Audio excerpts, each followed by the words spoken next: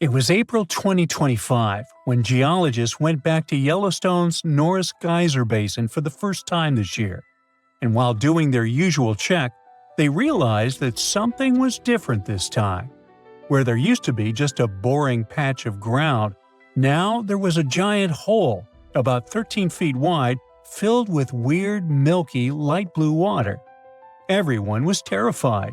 Was it the sign that the Yellowstone supervolcano was ready to erupt? If so, it would be a worldwide disaster, the kind that destroys cities. According to the U.S. Geological Survey, if such an eruption occurred, the after effects would be felt all over the world. To start, the areas immediately surrounding Yellowstone would experience pyroclastic flows. That's the lava that erupts out of a volcano, including a high-density mix of volcanic gas, ash, pumice, and hot lava blocks. Those flows would destroy everything they touch, and an eruption of Yellowstone would send them into Wyoming, Idaho, and Montana. Areas further away from Yellowstone would escape the flows, but they would experience falling ash. It would come down heavily in the states closest to the epicenter. The ash would be especially dangerous for anyone breathing it in. The weight of the ash would also pose a serious threat. It would smother crops and collapse buildings as it piles up. Tragic consequences would be countless, but we'll talk about them later, because soon after the discovery, the weird pit surprised even experts. Geologists found rocks scattered everywhere. Some were about a foot across, and all of them were dusted with gray mud. This mud matched the walls of the new spring. It was like the place had simply exploded, but nobody had actually seen it happen. The team checked old satellite images to figure out when it appeared. In December 2024, the ground was totally normal. By January 6, 2025, a little dip had formed. And by February 13th, that water-filled hole was finally there. But the weird thing was that the sensors that usually pick up major hydrothermal explosions didn't detect anything. There was no giant blast or warning signs. Later, it turned out that this puzzling opening in the ground hadn't just popped up in one huge explosion. Instead, it formed from a bunch of smaller bursts over time. Little explosions first threw out rocks, then mud, and eventually created the pit. With time, it filled with silica-rich water. That was a huge relief for everyone. Yellowstone sits on a supervolcano, and its big explosions are a nightmare scenario. Luckily, this time, it was just a slow-building, small-scale explosion. It was dramatic, sure, but totally manageable. You see, Yellowstone National Park is full of geysers, hot springs, and all kinds of natural landscapes. But under the surface, things get incredibly intense, all because of the supervolcano. Now, supervolcanoes are often extremely large. They often have no cone at all, since they're typically the remains of gigantic magma chambers. Once, those chambers flared up, leaving behind a caldera. They're usually located over hotspots. It's no surprise that supervolcanoes can produce super eruptions, and when they do it, they blow more than 240 cubic miles of ash, molten rock, and hot gases up into the air. In other words, 4 super eruptions could fill the Grand Canyon to the brim. Supervolcanoes form when huge volumes of scorching hot magma escape from deep underground. This magma rises close to the surface but can't break through Earth's crust. So, a pressurized pool of bubbling magma gathers at a depth of only several miles. The pressure keeps growing because more and more magma is trying to get to the surface. And then, bang, a super eruption occurs. Now, back in 2015, researchers at the University of Utah mapped out the main magma chamber of the Yellowstone supervolcano and were shocked by its size. And then, they found another one below it. Together, these underground magma pools could hold enough molten rock to fill the Grand Canyon 11 times. All that magma pushes up on the ground above, which is why Yellowstone rises about an inch or two every year. That slow lift might not sound like much, but combine it with the fact that Yellowstone is still an active volcano and has a volcanic explosivity index of 8, and it's enough to make you wonder what could happen if things went south. And yes, Yellowstone has indeed been a bit jumpy in recent years. In March 2023, there were 354 earthquakes in the area. Most were tiny, but the biggest hit a magnitude 3.7, part of a swarm of 106 quakes. Now, before you freak out, experts from the Yellowstone Volcano Observatory say there's no need to panic. No eruption is coming anytime soon. Volcanoes don't stick to a schedule. Just because Yellowstone hasn't erupted in a long time doesn't mean it's about to blow. The park is stable for now, but scientists are keeping a close eye on everything underground, the quakes, the rising ground, and even temperature changes, just to be safe. The superhot plume of magma, a hotspot under Yellowstone, has been churning for 17 million years. The Earth's crust slowly moved over it, making the hotspot leave a trail of volcanoes stretching more than 450 miles along the Snake River Plain. Most of those ancient ones are now buried under layers of lava and sediment. In just the past 2.1 million years, Yellowstone has unleashed 3 cataclysmic eruptions, so massive they managed to reshape the land. Each explosion sent pyroclastic flows, rivers of searing hot rock, ash, and pumice racing outward for miles. The debris piled up in layers hundreds of feet thick, some forming solid lava-like rock. When those eruptions emptied the underground magma chambers, the roof collapsed, forming the massive calderas we see today. Even after those mega eruptions, Yellowstone didn't stop. Between 180,000 and 70,000 years ago, enormous rhyolite lava flows, sometimes over 144 cubic miles, poured out. Some flows followed north-south vent lines. The West Yellowstone flow erupted around 110,000 years ago. The Nez Perez Creek flow followed 160,000 years ago. If you stand at Madison Junction on the caldera's northwest rim, you can see it, a cliff that formed when the Lava Creek Tuff eruption collapsed the land 640,000 years ago. And inside the caldera, you'll see the hardened lava flows snaking across the floor. Figuring out when a supervolcano might blow is like being able to read nature's warning signals. Thousands of years before a massive eruption, the heat underground starts building, and the magma chambers become like ticking pressure cookers. Little signs start showing up. Gas bubbles escape as the pressure shifts, and earthquakes shake the ground. The land above slowly rises. Cracks appear. Hot springs and geysers start acting up, heating even more than usual. Now, what would happen if Yellowstone erupted? Remember those pyroclastic flows we talked about before? They can contain 2 parts: the lower flow of the hot lava that moves at ground level, and a cloud of ash that follows above the lava level. So the 2 of them would devastate huge areas. The ash would even reach Europe within 3 to 4 days of the eruption, but it wouldn't be so bad there. After that, it would only take around 2 to 3 weeks before cooler temperatures set in around the globe, all thanks to the sulfur gas that would get to the upper atmosphere after the eruption. Scientists predict that global temperatures would drop by up to 10 to 12 degrees. These consequences could last for 6 to 10 years, putting an end to monsoons, which could cause widespread famine in Asia. Scared? Well, don't be. The good news is that scientists don't believe that the sleeping giant under Yellowstone National Park will wake up in our lifetime. Experts say the next Yellowstone eruption won't likely happen for hundreds of thousands of years. And even then, it may not be that bad, because scientists have discovered that the magma lurking within Yellowstone is actually split up amongst 4 different chambers. Not only that, but some of the reservoirs of magma are likely to cool down and solidify, lessening the chances of an eruption. So, while an eruption does sound like it would change the landscape of the world, it's very unlikely to happen anytime soon. Yellowstone is the internet's favorite doomsday volcano. Maybe you heard the prediction. One super eruption, then a continent dusted in ash and temperatures going down. A perfect disaster movie scenario. Yet, geologists worry about a different kind of volcano.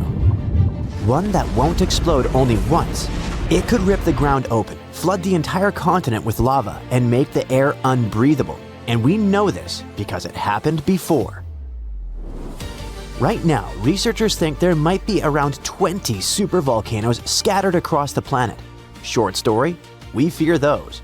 Long story, a major supervolcanic eruption could collapse modern society as we know it. A normal volcano can cause a local disaster. It can wipe out a city and turn a region into a no-travel zone. When Mount St. Helens exploded in 1980, it was huge. The eruption blew the top off a mountain and flattened forests like knocking down dominoes. It showed the world just how scary volcanoes can be. But in geological terms, it's nowhere near what a supervolcano could do. Mount St. Helens threw out roughly a third of a cubic mile of ash, enough to make a football field pile about 150 miles high. For comparison, a supervolcano could bury the entire state of Texas 5 feet deep, and Texas stretches about 800 miles. Volcanoes like St. Helens are mountains that build up over time, layer after layer, like nature stacking spilled wax. They erupt, they cool, they erupt again, and you end up with a cone that looks cool in photos. A supervolcano is like a hidden pit. It resembles a giant underground tank of molten rock covered in a thick slab of crust. Imagine the magma chamber like a huge underground room, and the ground above it is the ceiling. During a super eruption, cracks rip open across that ground and magma forces its way up through them, like steam blasting out of a pressure cooker. Ash and gas roar high into the sky. It can start in multiple spots across a wide area, not one neat hole. The magma chamber underneath can empty so violently that the roof above it collapses, the land drops, and what's left is a massive bowl-shaped scar called a caldera. And Yellowstone is the prime example. About 631,000 years ago, Yellowstone had a massive eruption and it left behind a giant caldera about 30 by 45 miles across. Now it's a national park, but it's also basically a footprint, like a warning. If Yellowstone erupted again, the first super hot clouds of ash and gas could blast outward and burn everything nearby. Then the ash would spread. And ash is not like the fireplace dust. It hurts to breathe. It wrecks engines, and it can shut down flights and machines. Regular volcanoes mostly hit the area around them with lava. A super eruption turns the air itself into a real danger. Ash spreads far and jams the things we depend on. High up, sulfur can turn into a thin haze that will block some sunlight. That can cool things for a while and mess with growing seasons, even far from the eruption. And winds can spread that effect well beyond the US. However, geologists worry about something even worse. A kind of eruption that can keep going in waves and cover huge regions in lava. It's called a large igneous province. It's not one volcano, it's a whole stretch of crust that starts leaking lava through long cracks over and over for a long time. Instead of one giant explosion, it's more like Earth turning on a lava faucet that just keeps going. Imagine a crack in the ground hundreds of miles long. Out of that crack comes a sea of lava, but this isn't the sticky, slow stuff you see in Hawaii. This is hot, runny, fast-moving lava, and it doesn't stop. It spreads, floods low spots, stacks into layers, and then does it again. And that's what makes LIPs scarier than a supervolcano. They drag on. They can erupt in repeated pulses over hundreds of thousands to a few million years.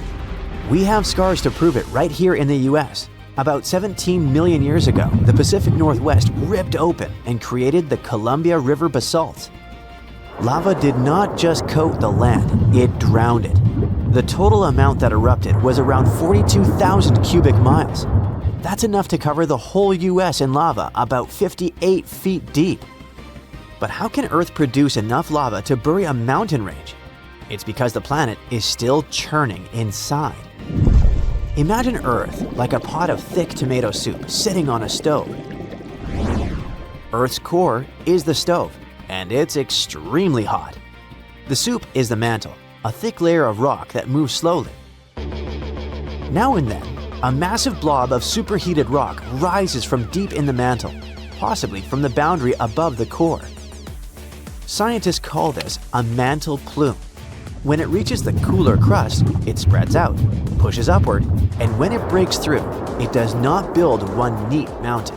It can open long cracks and feed eruptions in repeated bursts for a very long time.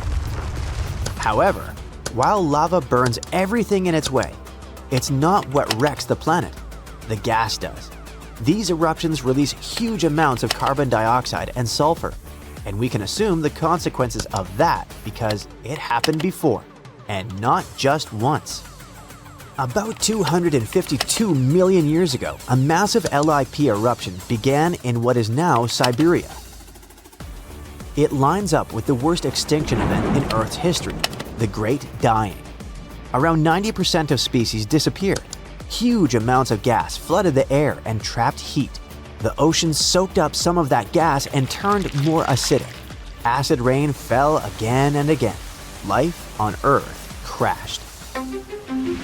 Scientists believe that in the last 500 million years, there have been 16 major extinctions like this, and that 15 of them line up closely with LIP timing. These geological formations changed Earth so many times, and scientists now wonder, what if Yellowstone and that massive lava flood in Oregon are actually a part of the same system? Look at Idaho from space, and you see a long, flat track across the state called the Snake River Plain. It points from the old lava flood region toward Yellowstone, like a trail. That path exists because Earth's surface moves. The outer layer is split into giant plates that slowly slide. Under Idaho and Yellowstone, a deep, hot zone keeps feeding eruptions. As the plate moves, the eruption zone shifts with it, leaving a long trail behind. That's why the rocks get older the farther you go from Yellowstone. It's the same heat source, just a moving target. And if you roll the plate's motion back far enough, that trail points closer to where the Columbia River basalts formed. That's why some geologists think the Northwest lava flood and Yellowstone could be connected parts of one long-lived system. Finally, if it's all part of one big apocalyptic system, is it time to pack the bags and flee to Mars? Will it happen again soon? Even if they share the same story, that does not mean the worst part is coming back soon. The lava flood chapter played out millions of years ago. Today, Yellowstone is simply where that deep heat shows up at the moment. And sure, it can erupt again, but the most likely eruption isn't some giant doomsday blast. It's a steam explosion, when super hot water flashes into steam and blows rock apart. Lava flows and smaller eruptions can happen too. The caldera-making nightmare is a rare one. If Yellowstone ever started building towards something big, it wouldn't be sneaky. You would see it coming. A lot more earthquakes than normal and the ground lifting faster than usual. The clearest right before signs would likely show up in the days or weeks before it. We cannot stop a planet-scale eruption. We can only watch for the warning signs and plan. But hopefully, if the planet decides to get rid of us, by the time it starts sending warnings, we'll already finish turning Mars into our new home. So, you notice anything weird? Recently, there have been alarming changes in the water levels in different parts of Yellowstone Lake. At the same moment, the water level can be rising on one side of the lake and falling on the other. Ooh. It looks as if the lake basin gets lifted by some underground forces. Can it be a sign of a looming disaster? Geysers, mud pots, and hot springs turn Yellowstone National Park into some extraterrestrial world. And all these wonders are fueled by a mighty supervolcano. Supervolcanoes produce super eruptions. When it happens, they launch more than 240 cubic miles of ash, molten rock, and hot gases up into the air. To make it easier to imagine, 4 super eruptions could fill the Grand Canyon to the brim. The Yellowstone giant was thought to be responsible for at least 3 enormous eruptions and countless smaller ones. In that region, the volcanic deposits are scattered over tens of thousands of miles. Scientists believe they had been created by many weak eruptions. But after doing more research, experts found out these deposits had been left by 2 previously unknown super eruptions. Those probably took place about 9 and 8.7 million years ago. This discovery means that the area around the Yellowstone volcano used to face a super eruption every 500,000 years. But over the last 3 million years, the hotspot has seen only 2 super eruptions. It makes scientists believe these catastrophic events are slowing down, or just maybe one is overdue. Anyway, if the Yellowstone supervolcano went off with as much power as it had 2.1 million years ago, it would spit out more than 588 cubic miles of boiling lava. That's more than 4,500 times the volume of Sydney Harbor. That's a lot of lava. Whether it's likely to happen or not is another question. There's no doubt that something is going on with the volcano. The water level changes in Yellowstone Lake mean the caldera is lifting under the surface. And the caldera is what's left over after a volcano erupts and then collapses. The Yellowstone caldera is not just going up, creating a dome-shaped uplift. It also moves up and down in a kind of breathing motion. It might be because the magma is seeping into the crust, or because this magma is heating up the Yellowstone hydrothermal system, making it expand and raise the crust. Yellowstone has the status of an active volcano. Its volcanic explosivity index is 8 out of 10. Such a high number means that if this volcano erupted, it would be an apocalyptic event. Right before the disaster, the ground around the national park would lift. Geothermal pools and geysers would heat up to boiling temperatures and get more acidic than usual. The magma would start to rise toward the surface. At some point, the rock roof of the magma chamber wouldn't be able to resist anymore, and the explosion would kick off. A massive column of lava and ash would shoot up to a height of over 16 miles. After that, the volcano would keep pumping ash for days on end. The mixture of lava, ash, and gas would be hotter than 1,800 degrees Fahrenheit. It would travel through the area at a speed of 300 miles per hour, faster than a racing car. The air near the center of the eruption would heat up to 570 degrees Fahrenheit. One of the most dangerous consequences would be ash fallout. Volcanic ash can turn into glassy cement within seconds after being inhaled and getting in the lungs. People and animals would have problems with breathing. Okay, so that's an understatement, just so you know. Buildings would start to collapse under the weight of this dense substance. It would take just several days until a 10-foot layer of ash covered the territory of about 50 miles around the center of the eruption. After the ash got into the stratosphere, the temperatures all over the world would start to drop. If the eruption was rich in sulfur, an effective sunblocker, it would get so cold there would be no summer in the entire world for the next several years. The monsoon seasons would change. Agriculture would face serious problems. There would be issues with food supplies. Over the past 50 years, the Yellowstone caldera has risen almost 2 feet. It shouldn't alarm you, though. Experts are sure it's a natural behavior for Yellowstone. Periods of dome-shaped uplift are followed by the caldera lowering. Scientists think the supervolcano doesn't present any danger at the moment. For an eruption to happen, the magma inside has to be at least 50% molten. With Yellowstone, this number is just 5 to 15%. The probability of the eruption is 1 in 730,000. Safe to say, it's a long shot. Even better, a recent study made the researchers believe the hotspot might be in a state of decline right now, even despite all the breathing and dome-raising activity. Still, there have been tons of discussions about what people could do to prevent the disastrous supereruption from happening. And the most popular and seemingly effective idea was to cool the Yellowstone supervolcano down. Unfortunately, there's a catch. The volcano leaks out only 70% of the heat which comes from its magma-filled chambers, but the rest of the heat stays inside. As soon as it reaches a particular threshold, the volcano erupts. If it was possible to extract at least 35% of the Yellowstone volcano's heat, the eruption could be avoided. The cooler the magma is, the thicker and stickier it gets. It stops being so fluid and doesn't try to get out to the surface anymore. After considering these facts, NASA scientists came up with a plan. They suggested drilling a 6 miles deep well and pumping down cold, pressurized water. The temperature of the water that would get back to the surface would be approximately 662 degrees Fahrenheit. This way, the heat would be gradually extracted from the volcano. And if a geothermal plant was built on the site, it would generate plenty of electric power. It would be very simple to produce, and its price would be very alluring, about 10 cents per kilowatt hour. At first glance, it was an amazing idea, but sometime later, it started to receive a lot of criticism. Imagine drilling through the Earth's crust, getting deeper and deeper, and then wham bam, you hit a hypothermal pocket. Uh-oh, get ready for a catastrophe.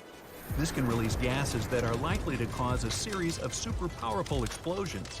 In the worst-case scenario, it may even trigger a full-scale volcanic eruption.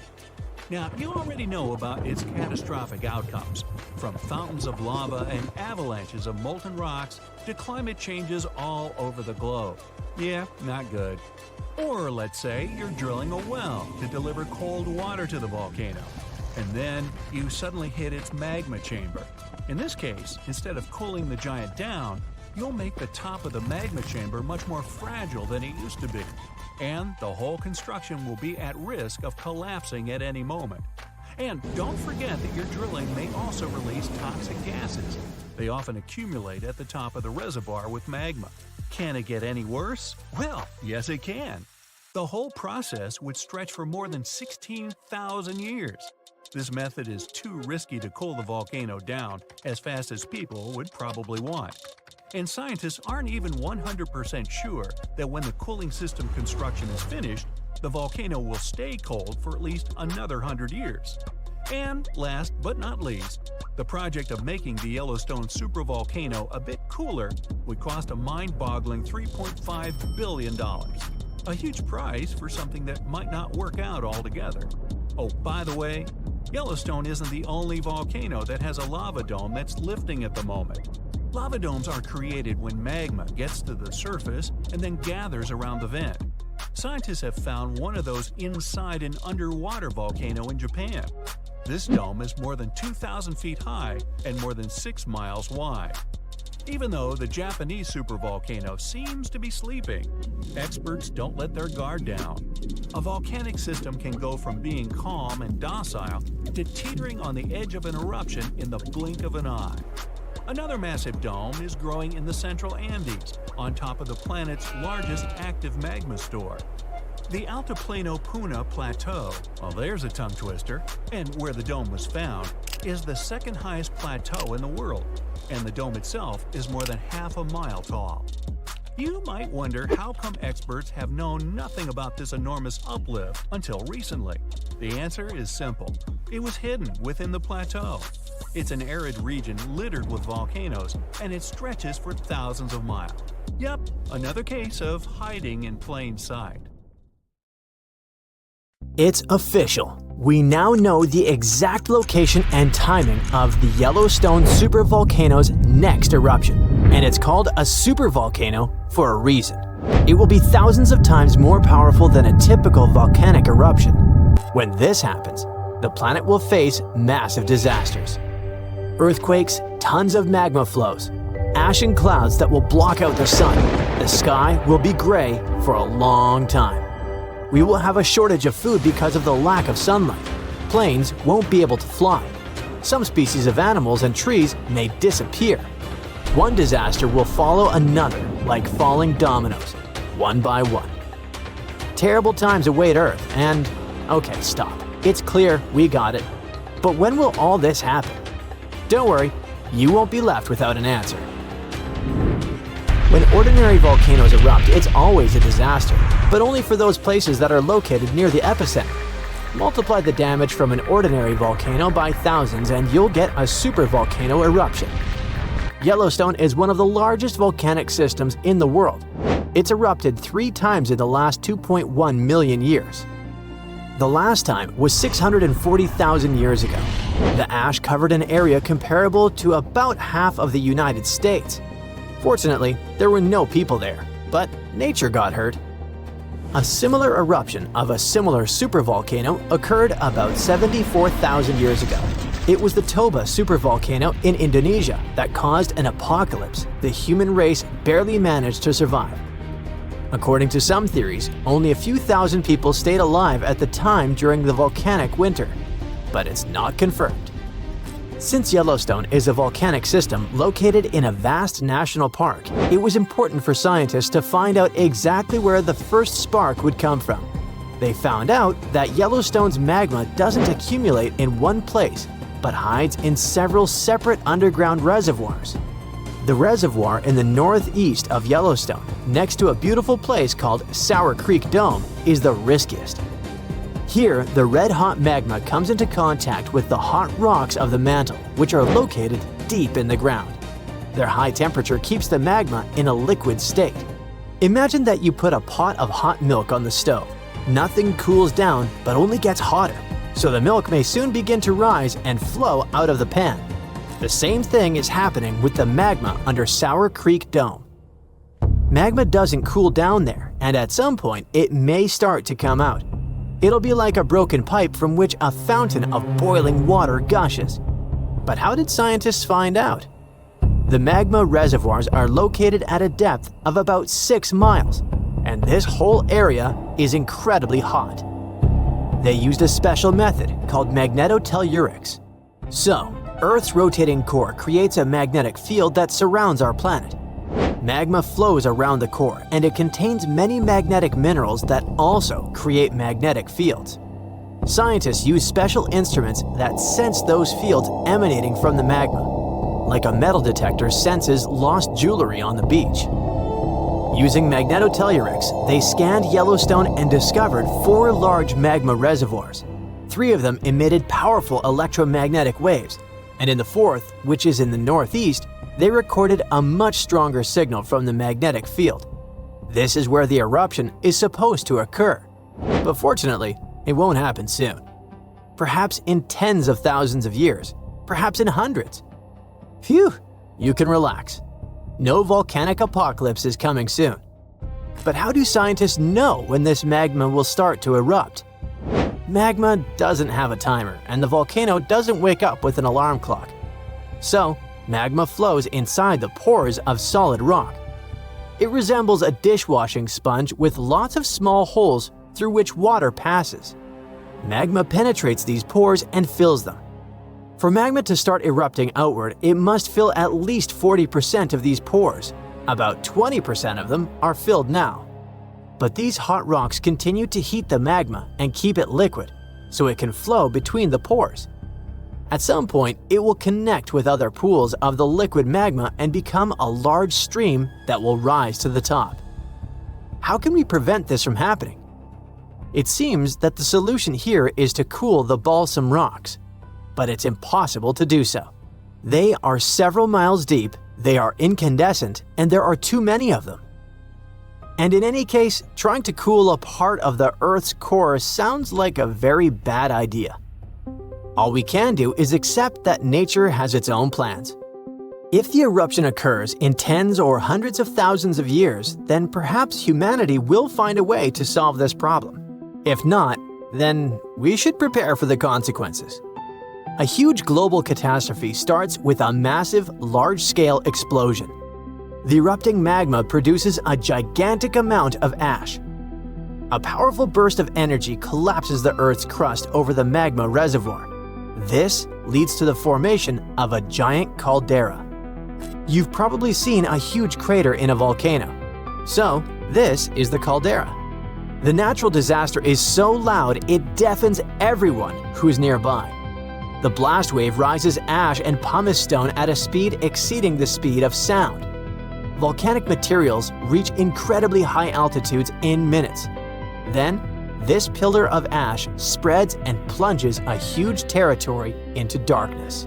The incandescent particles in the lower part fall under their own weight and heat the air around them. It's almost impossible to breathe. The red-hot pieces of pumice stone and ash set fire to the surroundings. All this hot mass turns into pyroclastic flows that destroy and burn everything in their path. Forests, houses, roads, everything turns into coal. No planes can fly there. Tiny particles can penetrate engines. Besides, it's impossible to see through such a dark gray, hot cloud. It's also dangerous to drive cars. Volcanic particles can burn tires. Luckily, thanks to seismic technologies, people have learned in advance about the eruption, so everybody has evacuated. The column of ash that has reached the edge of space continues to expand in different directions. The wind helps the volcanic dust expand. A giant umbrella-like cloud appears over the territory of Yellowstone. It's getting wider and wider and plunges a huge area into hot darkness. During the first 24 hours, ash falls on most of the United States and parts of Canada. It knocks out power lines, pollutes bodies of water, and destroys crops. Then, the rains begin. The water mixes with the ash and falls to the ground in the form of gray mud. And don't forget, it's also poisonous. The ash contains mercury, arsenic, and lead in large quantities. Such toxic masses poison rivers, lakes, land, and air. All this time, the volcano continues to erupt. The outbursts of magma, ash, and pumice can last for several weeks or even a month. And this is just the beginning. The ash soon begins to settle, but the sulfur dioxide released during the eruption spreads all over the atmosphere. This gas mixes with the atmospheric water vapor and forms an aerosol consisting of small particles. All this covers the planet like a veil. This cap makes it difficult for the sun's rays to pass through, which means it lowers the temperature of the Earth's surface. These events cause a sharp cooling of several degrees in the world. Farmers lose a huge amount of their crops. Food prices rise and economies collapse. There might be a famine all over the planet. Human civilization can plunge into chaos. In a few years, the temperature will start rising, but it will take at least a couple of decades to return to previous standards. What will become of humanity by that time? Of course, we will survive, but we'll have to rebuild our civilization. But don't be afraid. If nothing depends on us, let's just enjoy every day of life. Be grateful and help each other. Supporting and caring for each other even during the volcanic winter is a guarantee that humanity will survive. We all know that space missions come with a hefty price tag. To break it down, a ticket to space for an astronaut starts at around $20 million and can soar up to $50 million. NASA may be a well-funded organization, but you can bet they're always on the lookout to cut costs and save millions wherever they can. Plus, NASA has long realized they do not need to go to Saturn's moon to study if there's life there. We already have the suitable conditions for extraterrestrial life in Wyoming. If that resonates with you, then you already understand why NASA is so interested in Yellowstone. To explore life beyond Earth, we need to study environments that mimic extraterrestrial conditions. That's where all those hot springs come into play. Now, it's not the entire park that piques NASA's interest. Let's leave the bears, moose, and other Earthlings to our local biologists. The real hot spot is the geysers, where microbial life flourishes. Oh, by the way, Yellowstone has more geysers and hot springs than the rest of the world combined. In some of them, water can reach temperatures as high as 192 degrees Fahrenheit. You might think, hey, that's only good for steeping tea. But here's the thing. Life in the form of microbes not only survives but thrives in these extreme conditions, having adapted specifically to them. So, could these microbes help us find life on other planets? Absolutely. Now, let's shine the spotlight on the real superstar, the Grand Prismatic Spring. It's packed with silica, which gives it that stunning color. Silica reflects sunlight, especially the blue wavelengths, which is why it looks so vibrant. The coolest part, though, is not the color, but the fact that this spring can teach us a lot about how life evolved. Way back around 4.5 billion years ago, I wasn't around then, living things didn't know how to harness energy from sunlight yet, so they were using chemical processes instead, just like they do now at the Grand Prismatic Spring. But why are we talking about other planets?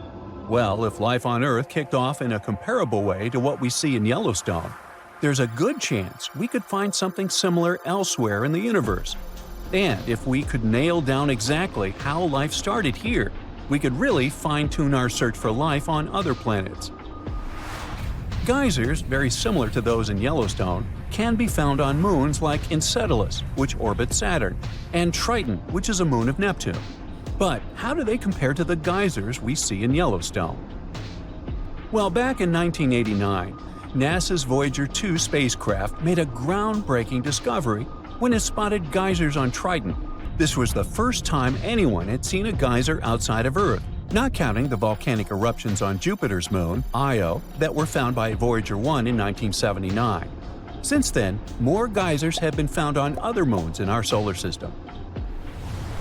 In Yellowstone, geysers are heated by hot water from deep within the Earth. However, geysers on some of the outer moons get their heat from tidal forces, the gravitational pull from the big planets they orbit. You know how ocean tides on Earth are affected by the moon and the sun? Well, these moons experience something similar, but on a much larger scale. Beneath the icy surfaces of these moons are warm, salty oceans that stay liquid because the thick ice above keeps them insulated. As the moons move closer and further from their parent planets, the constant tugging creates heat, causing the warm water below to shoot out into space whenever there's a crack in the ice. This icy crust and the warm water underneath are a bit like a frozen pond on Earth. But could there be life swimming around in these hidden oceans, just like there are critters thriving beneath the ice of a pond? That's something scientists want to find out. NASA hopes to send advanced spacecraft to explore these distant moons and look for signs of life. But those warm oceans are buried miles beneath the frozen surface. So, how do we reach them? The answer may lie in geysers. In February 2019, a group of planetary scientists decided to visit Yellowstone in the winter to study the similarities between Earth's geysers and those in space.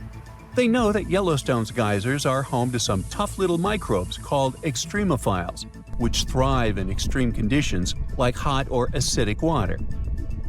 The researchers wanted to learn as much as they could about these microbes and the environments they live in. They brought along a bunch of scientific tools to measure things like temperature, pH levels, and oxygen in the water. They also used special instruments to analyze the chemicals in the ice and rocks and sniff the air for gases. Plus, they collected samples of rock, ice, and water from the geysers, catching tiny droplets on sheets of foil coated in geyser spray. Their main target was the Great Fountain Geyser in Yellowstone's Midway Geyser Basin, which puts on a spectacular show 2 to 3 times a day. However, visiting in winter posed some challenges. Some scientists were delayed by snowy weather, arriving late at night right before they were supposed to enter the park. Then their SUV got stuck in a snowdrift and had to be rescued by a snowplow.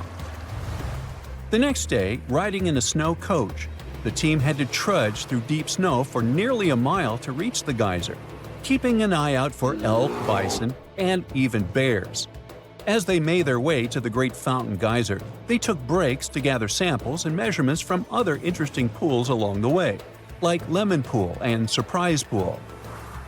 Even though Yellowstone feels remote, it's not nearly as far away as places like Enceladus and Triton. It's a unique natural laboratory that can teach us a lot about life on Earth and potentially beyond. Oh, as for labs, the Great Prismatic Spring may count as one. Look at these guys. Under the microscope, they look like matches. Their official Latin name is Thermus aquaticus. They live in this hot spring, and these bacteria have saved millions of people's lives. Now, if you're skeptical about what I just said, then you need to know that these bacteria help to create the basis of PCR tests widely used in today's medicine to give fast and precise diagnosis. Back in the 60s, a microbiologist named Thomas Brock was exploring the park's superheated thermal pools and stumbled upon something amazing. Brock was super interested in bacteria that could thrive in extreme conditions. During his 10-year journey studying geysers and thermal springs, he found a microbe in a spring called mushroom pool that could survive in nearly boiling water. This little guy, Thermus aquaticus, turned out to be a game changer for science. Why? Well, it's crucial for a technique called PCR, also known as polymerase chain reaction, which is used to quickly make copies of DNA samples. Before Brock's discovery, this process was tricky because the heat could damage the enzymes that hold DNA together. But thanks to Thermus aquaticus, scientists could now heat and cool DNA samples without breaking them down, making everything faster and easier. It all happened because researchers had purified an enzyme called tag polymerase out of this organism. Those Yellowstone microbes could also be your new go-to for a delicious and sustainable breakfast.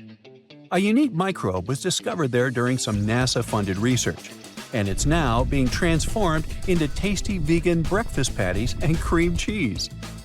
Originally found in a hot spring, this little wonder is called Fusarium strange flavolapsus, and it caught the attention of space enthusiasts as a powerful protein source for long space missions. Plus, it requires way less water and land than beef, making it a smart choice for the planet.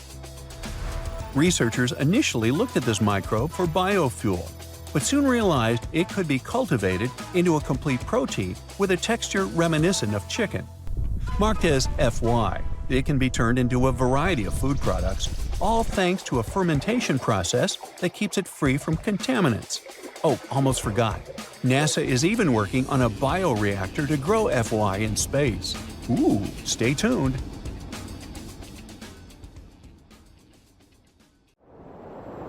So, you might have heard that Yellowstone National Park is sitting on top of a giant supervolcano. That's the reason why the area can boast powerful geysers and hot springs. But it also means that underneath Yellowstone, there is an enormous magma chamber. In 2015, researchers from the University of Utah found out that this chamber was much bigger than everyone had previously thought. They even found one more reservoir with magma under the top one. Apparently, the more spacious the chambers are, the more magma they contain. Together, the two reservoirs store a glob of magma that could easily fill the Grand Canyon not once, but 11 times. But you know the most worrying thing about the magma chambers? They tend to push against the ground above them. As a result, the land in Yellowstone rises about 1 to 2 inches a year. On top of that, Yellowstone has the status of an active volcano, and its volcanic explosivity index, yes, there is one, is 8 out of 8. Such a high number means that if this volcano erupted, it would be an apocalyptic event. To put it into perspective, the eruption of Pinatubo in the Philippines in 1991, which is considered the most powerful in living memory, was given a mere 6 on the volcanic explosivity index. Ha, loser. Now, let's figure out if there's anything to worry about. In March 2023, the University of Utah seismograph stations recorded 354 earthquakes in the entire region of Yellowstone National Park. Sounds like a lot. But keep in mind that the most impressive event of the month was a mini earthquake of magnitude 3.7. It was part of a swarm of 106 earthquakes that began on March 29th and continued until the end of the month. Yep, earthquakes apparently also come in swarms, so be aware. Experts say that Yellowstone's seismic activity is, well, kind of more active than usual, but it's really nothing serious. A geophysicist working at Yellowstone Volcano Observatory called Michael Pollan claims that the volcano won't erupt anytime soon. For this to happen, there must be enough magma ready to erupt beneath the surface. Whew.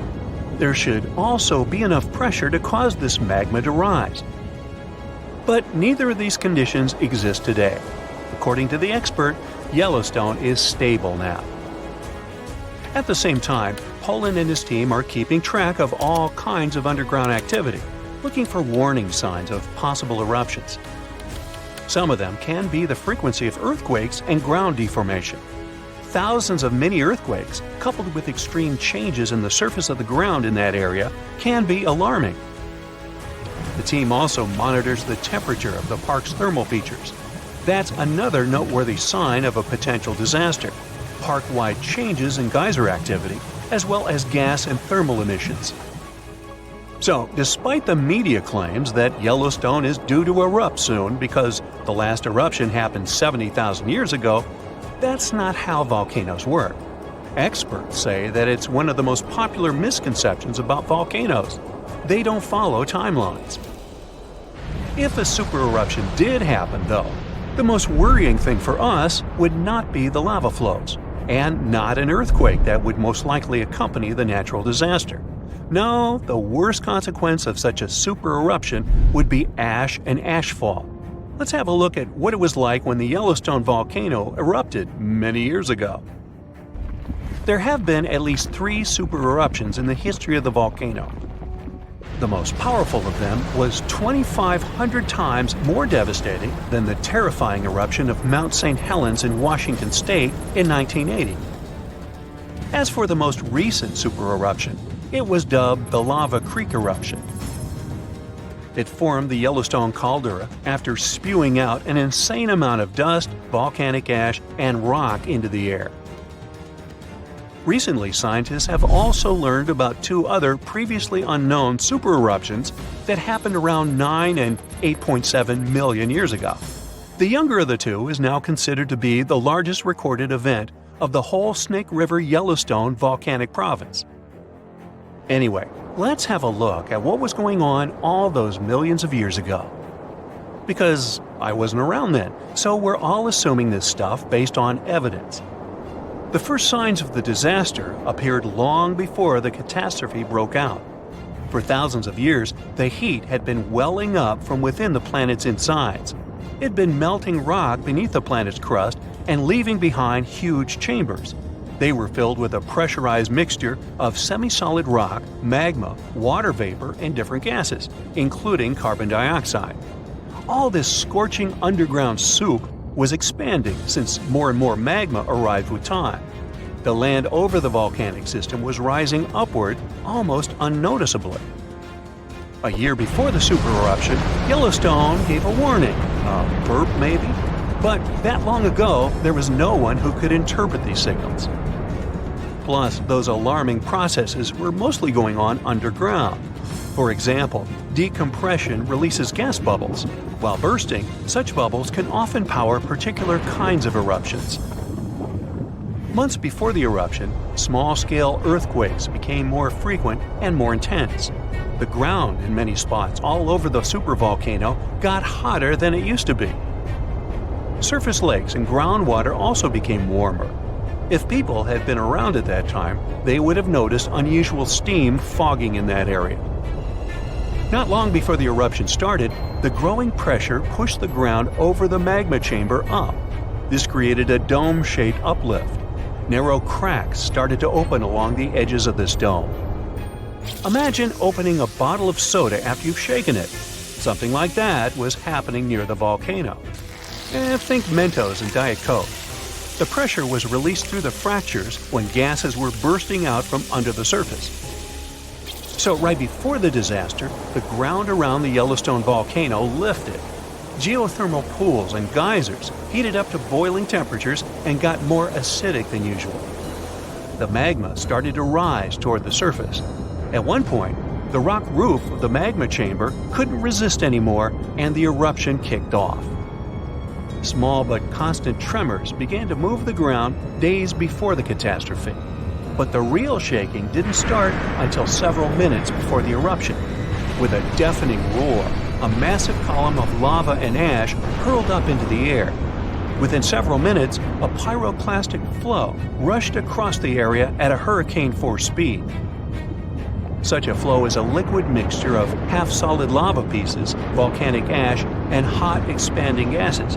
It looked like an extremely hot toxic snow avalanche. With a temperature of about 1300 degrees, it was burning everything in its path. The volcano kept pumping ash for days on end. For all living creatures, ash fallout was one of the most dangerous consequences of the eruption. Volcanic ash turns into glassy cement within seconds of being inhaled. Most animals didn't have a chance to survive. Even thick trees started to collapse under the weight of this dense substance. It only took a couple of days until a thick layer of ash covered huge territories. After the ash got into the stratosphere, the temperatures all over the world started to drop. The eruption was rich in sulfur, which is an effective sunblocker. That's why it soon got so cold that there was no summer in the whole world for the next several years.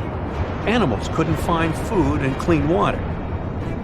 This natural disaster, called the Gray's Landing supereruption, was colossal. That's how researchers described it in their recent studies. It affected a huge territory. The streams of lava enameled an area as large as New Jersey in scorching hot volcanic glass. It instantly sterilized the land surface, wiping out all the plant life that had been thriving there before. Now, if such an eruption were to happen these days, it would cover Colorado, Utah, and Wyoming with almost 3 feet of toxic volcanic ash. Many regions would be plunged into darkness. Even the coast, where most Americans live, would experience problems with the spread of the ash cloud. It would destroy crops and contaminate pastures, ruin power lines and electrical transformers. Well, so I'm sure you'll agree with me, it's a good thing that such a disaster isn't expected to occur anytime soon. Hey, we got enough other stuff on our plate. For 70,000 years, Taftton Volcano successfully convinced everyone it was extinct. But new satellite images show that its summit is rising, like something inside is stretching it, rolling it over, and cracking its neck after the world's longest nap. Scientists aren't too happy about it, so let's see if you have a reason to be worried too. Volcanoes can wake up when earthquakes shake them awake or storms mess with underground water. But scientists checked. There weren't any big earthquakes or heavy rains in southeastern Iran, where it sits. So it must be gas or magma pressure that's moving Taftton. It's like a sealed soda can heating up from the inside. Before you even hear a hiss, the pressure is building silently, waiting for a weakness.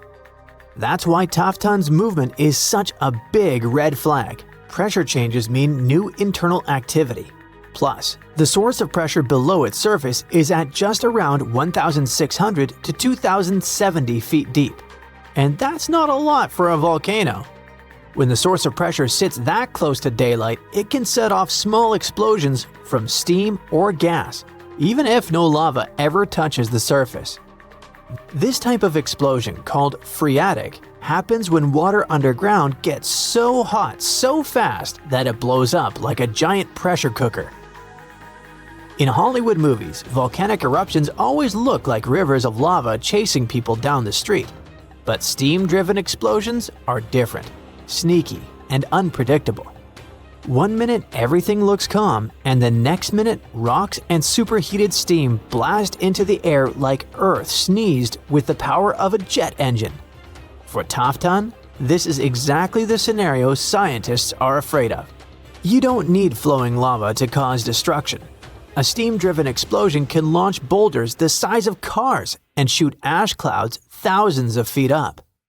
Even if you don't live anywhere near Iran, Taftton isn't just a local issue. Volcanoes breathe out gases that travel with the wind, and Taftton produces sulfur-heavy emissions when it's active. Sulfur dioxide doesn't just smell bad, but messes with air quality, irritates lungs, and reacts in the atmosphere to form particles that can dim sunlight and cool temperatures. That means neighboring countries might feel the effects even if they never see the volcano. And if a phreatic explosion blasts ash high enough, it could drift into international flight paths like volcanic confetti nobody asked for. Even smaller eruptions can have ripple effects. Remember that time a volcano in Iceland with a name I won't ever pronounce correctly blew up in 2010? It disrupted all the air travel across the Atlantic, and in our case, a modest ash plume drifting into major air corridors could ground flights across the Middle East, South Asia, and beyond. You know, gas emissions don't respect borders. They drift, mix, and settle wherever the wind decides to drop them. Alright, all this sounds pretty creepy, but with all the modern sensors, scientists should find out about an eruption in advance, right? Not really. As Taftton sits in a really remote region, setting up monitoring stations there is tricky, expensive, and frankly, was never a priority because everyone assumed the volcano was done for.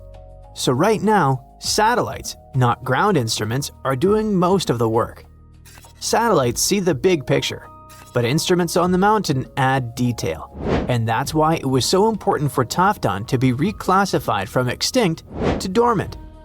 Because dormant volcanoes need eyes on them 24/7. When a volcano is labeled extinct, countries don't invest in evacuation plans, hazard maps, or monitoring equipment. Changing Taftton's status forced everyone, from local officials to global scientists, to admit it can cause trouble. And that means preparing for ashfall, gas emissions, sudden eruptions, and the long-term questions. Questions like, what if this awakening isn't temporary? What if this is the beginning of a whole new activity cycle? Long-term, Taftton might settle down again, or it might be entering a period of renewed activity. Volcanoes don't run on human timelines. A short-term phase for a volcano could be days or years, and the uplifting summit might mean there's deeper magma movement, not just a surface burp. It has gone up by about 3.5 inches over 10 months between July 2023 and May 2024. And a mountain rising is like Earth inhaling. And if Earth inhales too deeply, it eventually exhales. And in volcanic terms, that exhale is nothing good. Right now, Taftton is breathing in, and nobody knows when it plans to breathe out. This already sounds like too much drama, but there's more where it came from. Some of the biggest, angriest supervolcanoes on Earth are starting to wake up. When one of these monsters erupts, the whole planet feels it, even people living thousands of miles away. Scientists worry because a super eruption could move faster than our ability to prepare food, evacuate cities, or deal with the chaos afterward. That's what makes supervolcanoes so scary. Not just the explosion, but how little time we might have to react. If you live near Naples, you already know at least one supervolcano and how it acts. Streets crack, steam leaks from the earth, the harbor fills with sediment, and swarms of small earthquakes rattle windows like underground thunder. All of that comes from Campi Flegrei, a massive supervolcano caldera that last erupted in 1538. For years, scientists read these signals as classic warnings of magma rising. But two recent studies, one in 2023 and another in 2025, completely changed how we understand what's really going on. And surprisingly, they brought a bit of hope with the danger. In 2023, studies zoomed in on carbon dioxide, a gas volcanoes pump out when magma starts acting up. At Campi Flegrei, CO2 levels jumped after 2005 to about 4,000 to 5,000 tons a day, which sounds like magma rising fast. But when scientists checked other gases like nitrogen and helium, the chemistry didn't fit that idea at all. It turned out that the extra CO2 came not from rising magma, but from super hot fluids underground, cooking the surrounding rocks and releasing gas on their own. In the 2025 study, lab experiments showed that the shaking comes mainly from a sealed underground water and steam reservoir. When that natural lid traps pressure, it eventually cracks and releases steam and sets off sudden quakes that people feel at the surface. That idea also explains something that always confused scientists. The earthquakes usually start close to the surface and then move deeper, which is the opposite of what rising magma would do. After the strongest shaking, the ground often sinks a little, like a balloon slowly deflating after you let some air out. None of this means Campi Flegrei is suddenly safe though. Magma still sits deep underground, and steam-driven explosions can still blast out rocks, ash, and scorching gas without any lava warning you first. What's really changed is how scientists think about the danger. Just watching and waiting isn't enough anymore. If humanity only had 12 months of warning before a supervolcano eruption, we'd struggle badly. Stockpiling food, relocating people, keeping supply chains alive. It would all feel almost impossible. But don't freak out yet, because supervolcano eruptions are extremely rare. The last one happened about 26,500 years ago in New Zealand. On average, scientists think a supereruption happens roughly once every 100,000 years, but Earth doesn't follow neat schedules like a calendar. Sometimes these eruptions cluster closer together, and then the planet stays quiet for a long time. Two massive supereruptions shook the planet within the last 100,000 years. About 74,000 years ago, Indonesia's Toba volcano blew up with such force that it blasted ash across Asia, lowered the temperatures around the world, and may have pushed early humans to the brink of extinction. Then, around 26,500 years ago, New Zealand's Taupo volcano unleashed an eruption, covering huge areas in ash and reshaping the landscape we see today. There's always a chance another supereruption could arrive earlier than we expect. That uncertainty is what keeps scientists awake at night. While you're watching this video, pieces of continents are slowly breaking off from below and are pulled down into the oceanic mantle, a hot, mostly solid layer that moves slowly under the seafloor. As soon as these fragments reach the mantle, they can trigger volcanic eruptions in parts of the ocean where there are no volcanoes. Plus, when continents break apart, it happens not only at the surface, but also deep down. But more on that later. This process can continue for tens of millions of years.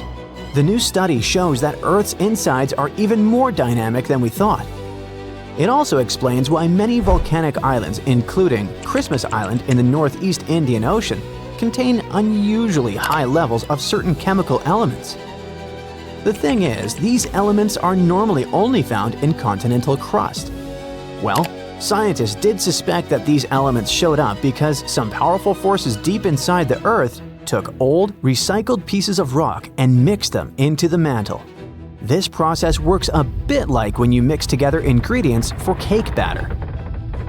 But before, researchers believed those elements came from two main sources: sediment that sank into the mantle as oceanic plates got pushed down, or from mantle plumes.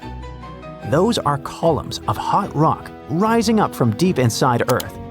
However, these explanations don't fit all observations. In some volcanic areas, there's almost no sign that the crust has been recycled.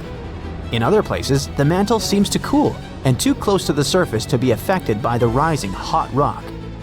Scientists used to wonder how this could happen. Now we know that some of the material in those regions comes from pieces of continents that sink deep into the mantle, and these pieces affect the volcanoes that form above. The new study also suggests a curious idea. Continents don't just break apart at the surface, they peel away from below too. And this can happen over much greater distances than scientists thought before. Researchers used simulations to figure out how continents and the mantle behaved when stretched by tectonic forces. Their work is built on earlier research showing that when continents split, deep, powerful forces inside our planet create a mantle wave. This wave moves along the base of the continent at depths of about 90 to 125 miles. The wave moves extremely slowly, about a millionth of the speed of a snail, and gradually strips material from the roots of the continents. These peeled-off fragments are then carried sideways, sometimes more than 620 miles, into the oceanic mantle. Once there, they can trigger volcanic eruptions in the ocean for tens of millions of years. The research also shows that the mantle continues to feel effects of continental breakup long after the continents themselves have separated. Even after a new ocean basin forms, the mantle keeps moving, reorganizing and transporting enriched material far from where it originally came. To make this conclusion, researchers studied geochemical data from different parts of the Earth, including the Indian Ocean Seamount Province. That's a chain of volcanic formations that appeared after the supercontinent Gondwana had broken apart over 100 million years ago. Their computer models and chemical tests showed that right after the supercontinent Gondwana broke apart, a lot of magma with unusual chemicals pushed up to the surface. Over millions of years, this chemical signature slowly faded as less material came up from under the continent. The most unexpected discovery is that this happened without any help from those deep, hot columns of rock scientists used to think were needed. Now, to get an even clearer picture, let's sneak a peek into our planet's insides. Earth is about 4.6 billion years old. It was born from a huge cloud of dust and gas that slowly cooled, shrank, and hardened into the planet we know today. As it cooled, heavy metals like iron and nickel sank to the center, and lighter, rocky materials floated upward. This created the Earth's layered structure, with each layer having its own unique properties. The crust is like Earth's skin. It's our planet's outermost layer, made of solid rock. It's broken into huge pieces called tectonic plates that slowly drift over time. There are two kinds of crust: oceanic crust and continental crust. The oceanic crust is about 4 to 6 miles thick. It's covered with a thin layer of sediments like sand, clay, and shells. Below that are dense rocks like basalt, rich in magnesium. As for the continental crust, it's thicker than oceanic crust and is located under continents. It's made of lighter rocks than oceanic crust. Beneath the crust is the mantle. It makes up more than 75% of Earth's volume. The top of the mantle is pretty rigid, but deeper down it becomes soft and partially molten, which allows it to flow slowly. This flow is what moves the tectonic plates. At the center of the Earth lies the core. It's made mostly of iron and nickel and has two distinct layers, the outer core and the inner core. The outer core is a liquid layer of iron and nickel. It's insanely hot, up to 10,800 degrees Fahrenheit, as hot as the surface of the sun. The outer core also generates Earth's magnetic field, which protects us from harmful solar radiation. The inner core is solid because of the crushing pressure inside the planet. It's also made of iron and nickel. Now, the Earth's outer shell, called the lithosphere, is made up of the crust and the uppermost part of the mantle. It's broken into large pieces, called tectonic plates. There are a few super large plates and many smaller ones. 6 of the major plates are named after the continents they carry, like the North American, African, and Antarctic plates. But even those smaller plates play an important role. For example, the tiny Juan de Fuca plate is responsible for many of the volcanoes in the Pacific Northwest of the United States. The plates are moving like a jumble of old conveyor belts. They move very slowly, about 1 to 2 inches per year. But over millions of years, this movement shapes the face of our planet. Most earthquakes, volcanoes, and mountain building happen where plates meet, pull apart, or slide past each other. There are 3 main types of plate boundaries: convergent, when plates move toward each other; divergent, when plates move apart; and transform. That's when plates slide sideways past each other. When tectonic plates collide, the crust crumples and buckles, forming mountain ranges. About 55 million years ago, India crashed into Asia, slowly creating the Himalayas, the tallest mountains on Earth. The collision continues today, so the mountains are still rising. Mount Everest, the highest point on Earth, may even grow a tiny bit taller over time. At some convergent boundaries, an oceanic plate dives under a land plate in a process called subduction. The land above lifts up, forming mountains, and the sinking plate melts and triggers volcanic eruptions. This is how some mountains in the Andes of South America were formed. When two oceanic plates collide, one usually slides beneath the other, creating deep ocean trenches, like the Mariana Trench in the North Pacific, the deepest point on Earth. These collisions can also form underwater volcanoes that eventually rise above the ocean and turn into island chains, such as Japan. At divergent boundaries, tectonic plates move away from each other. In the oceans, magma from deep in the mantle rises to fill the gap. This creates underwater mountains and volcanoes along the seam. This process renews the ocean floor and slowly widens the ocean basins. By the way, a single mid-ocean ridge system connects all the world's oceans, making it the longest mountain range on Earth. On land, when plates pull apart, they form giant valleys, such as the Great Rift Valley in Africa. If this stretching continues over millions of years, East Africa could split off to become a new landmass. One famous example of transform boundaries is the San Andreas Fault in California. Unlike convergent or divergent boundaries, transform boundaries usually don't create mountains or oceans, but the grinding motion can cause powerful earthquakes, such as the 1906 earthquake that destroyed much of San Francisco. Oh look, there's a giant blob heading straight for New York City. Oh wait, hold on. You'll actually have to look down, not up, because this blob is a mass of hot rock moving beneath the Earth's surface. And when it finally reaches the Big Apple, some say it could tear the continent in two. But Yankees fans, and even you Mets fans, don't worry, this journey is going to take about 15 million years or so. You see, a long time ago, people noticed something curious. When they looked at world maps, they thought, don't the continents look like puzzle pieces that could fit together? That couldn't just be a coincidence, right? Then, in the year 1912, a German meteorologist named Alfred Wegener came up with a revolutionary idea, something we now know as the theory of continental drift. Wegener said the continents are always on the move, and those huge chunks of land we see today were all once connected, forming one giant supercontinent called Pangaea.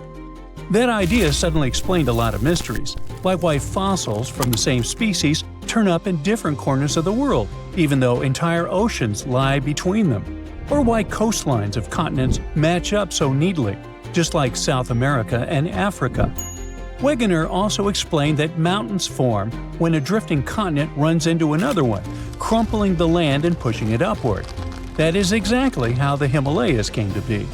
The Indian plate collided with the Eurasian plate, and the land rose into the massive mountain range we see today. Now these days, everybody learns about Wegener's idea in school and takes it as fact. But back then, many people thought he was completely out of his mind. I mean, whole continents moving around?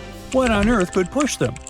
That's why it took scientists more than 50 years to finally go, oh, I see, it's the Earth's mantle. Yep, slow-moving currents of hot rock deep in the Earth's mantle push the tectonic plates around, and that means the continents move too. Picture super tough puzzle pieces floating on top of boiling oatmeal. That's a picture. Yep, they drift, and sooner or later they crash into each other. This is what happens on Earth's surface. And that's how we finally agreed that Wegener was right. But what if I told you that might not always be the case? Some experts agree that the supercontinent Pangaea started breaking apart about 200 million years ago. And that's how we ended up with the world map we know today. But a recent study is challenging part of that idea. And it all comes down to a giant mass of hot rock, something scientists call the Northern Appalachian Anomaly, or just NAA. Yep, what we casually call a blob, the experts call an anomaly, and that is simply because it is hotter than the rock around it. So this anomaly sits about 124 miles beneath the mountains of New England and stretches up to 249 miles wide. It lies in the asthenosphere, the semi-molten layer of Earth's upper mantle. But here's the strange part. It should not even be there. I mean, rock formations like this normally don't exist in that part of Earth's interior. For years, scientists thought the anomaly was left over from when the North American continent broke apart from Northwest Africa about 180 million years ago. This new study says that might not be the case. It suggests the blob is actually linked to the process that split Greenland from North America only about 80 million years ago. The idea then is that this blob is a leftover from when the landmass broke apart, a piece that never quite settled down. This is one stubborn blob we're talking about because it is still on the move, super slowly. But still, it moves only about 12 miles in a million years. Over time, it's already traveled more than 1,100 miles from where it first appeared. And now, New Yorkers, watch out! This blob of scorching hot rock is heading your way. Okay, I know, I'm being a little dramatic. The truth is, we really don't have to worry. First, scientists say it won't even get near the city for at least 15 million years. And second, even though we call it a blob, it is not something gelatinous. It is not oozing. And it is definitely not going to push its way up through the Earth's crust and invade the New York subway, or anything like that. That is just not going to happen. What the anomaly will look like, or what it might do to the continent in the future, is still a mystery for geologists. But they are pretty confident it will not have any real impact on human infrastructure or on our daily lives. It is not like lava that's suddenly going to burst through the floor of your house. That's because, at the end of the day, the blob is just rock. Like any rock you see on the street, only super high, enormous, and buried deep inside the Earth. To explain why this rock is sitting in such a weird spot, scientists came up with what they call the Mantle wave theory. So think of it kind of like a lava lamp. After continents break apart, hot, heavy rock can detach from the bottom of the tectonic plates in blobs. These blobs, or pieces of rock, move around under the crust and create waves. When that hot material slips under a continent, it works like the flame under a hot air balloon. It gives the land a little lift. Then, when continents stretch and split, space opens up underneath and semi-molten rock quickly fills in. Eventually, it cools down, gets heavier, and sinks. Meanwhile, hotter mantle material rises up and creates a warm patch called a thermal anomaly. This sudden motion shakes up the base of the continent. Imagine a row of dominoes. One piece falls and the rest follows. Blobs of rock start dripping downward one after another, and over time, they slowly move inland. Scientists think these rock currents keep flowing, rippling under the surface for millions of years. Now, knowing all this matters because the anomaly might have played a role in shaping the land above it. For example, it may have lifted up some ancient mountains over the past few million years. That helps to explain a big mystery of the region: why the Appalachians are still standing. I mean, why haven't they worn down as much as you would expect after all this time? Well, think about it. The Appalachians are ancient. This mountain range in North America started forming hundreds of millions of years ago, long before the dinosaurs. With all that time, rain, wind, and erosion should have worn them down to almost nothing by now. Honestly, some geologists expected them to be rolling hills at best. But nope, they're still mountains, pretty ones too, and much bigger than they should be. And here's where the blob comes in.